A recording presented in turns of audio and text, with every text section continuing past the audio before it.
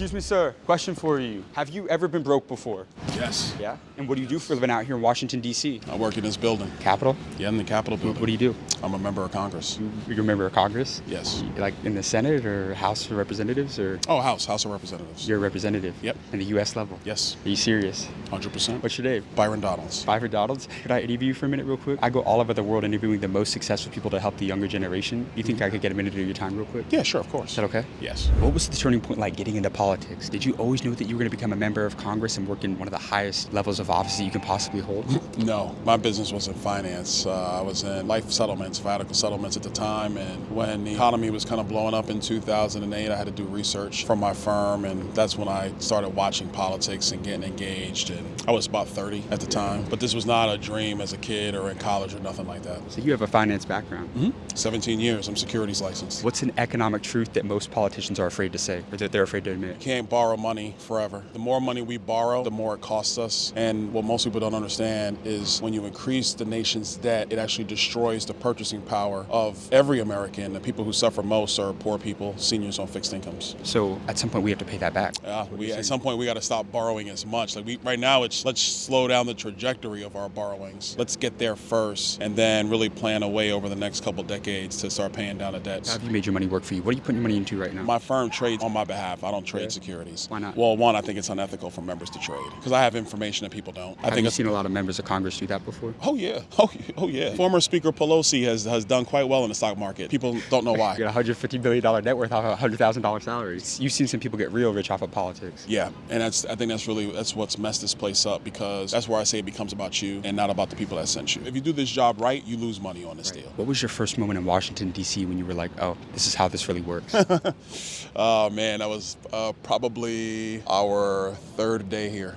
Yeah. What happened? Well, so actually, when I got sworn in, the third day I was here was January 6th. So we got sworn in. 3 days later, we were doing the certification of the 20 election, and that was a day. But what have you learned from being in Congress? Like, you've been behind doors that most Americans will never see. What's something that you've seen that would shock most people? I think what would shock people here is that most members are afraid. They're afraid of criticism. They're afraid of make the tough choice and do the right thing. That it's a tough choice to make in the moment, but it's going to be the best thing for the future of the country. It's one of the things that makes me kind of sad about this place, because if we just didn't worry about the fear quotient and actually just were bold and did the right things, the country would be significantly better off. Have you seen power corrupt people? Oh yeah, that's why I believe in term limits. You should not stay here forever. You got to go home. Who holds the power in D.C.?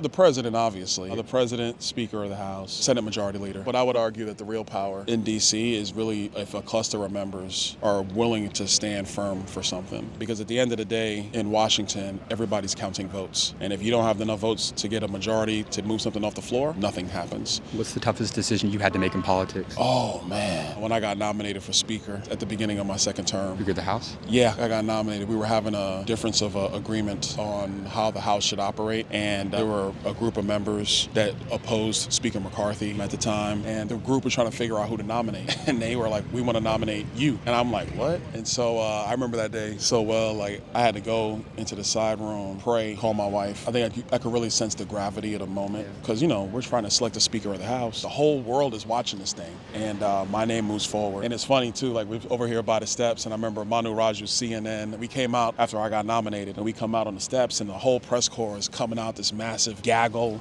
And Manu Raju, CNN, goes, "Are you concerned about retribution?" And I looked at him. And I just deadpanned. I go, "Man, I'm 6'2", 275. I'm not worried about that. Not worried about it." I love it. But that was probably a defining moment for me here. And what's your long-term goal in politics? I'm running for governor now. So we'll see if the people of Florida will elect me. Running for governor of Florida?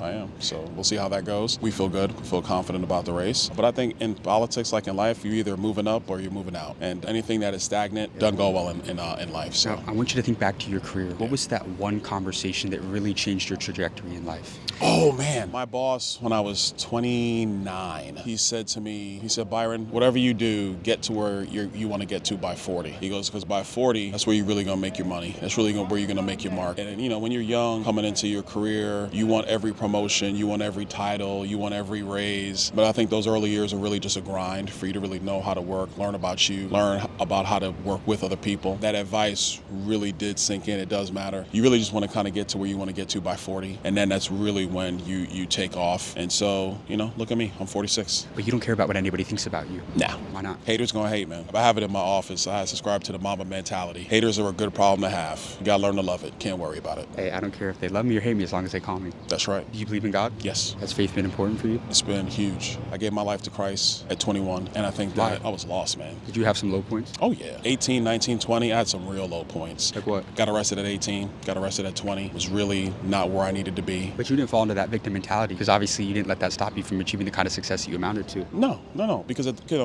I had to look myself in the mirror. And the first decision was, I'm not going to be in this position ever again. And that was a decision I made at 20. You hear the young people say all the time that the system is rigged. Do you think it's rigged or are they just missing the playbook? No, they're missing the playbook. They didn't open it up. Run the play. You gave your life to Christ at 21 years old. Yeah. Why did you make that decision that young and why has that been such a consistent factor from 21 to 46 years old? When I gave my life to Christ, God really had been dealing with me and my spirit. At his core, he was basically like, stop running from me. What are you running from me for? I remember I was a waiter at Cracker Barrel in college, and the table I was waiting on was this revival, a bunch of ladies from a revival and the pastor. And I asked them to pray over my life, and they did. And I gave my life to Christ in the parking lot of Cracker Barrel at 21. You see miracles happen after that. 100%. I love that. 100%. You got amazing advice, my friend. Thanks. Thank you so much for your time. What's your name? Byron. Byron? Yeah. It's great to meet you. Pleasure.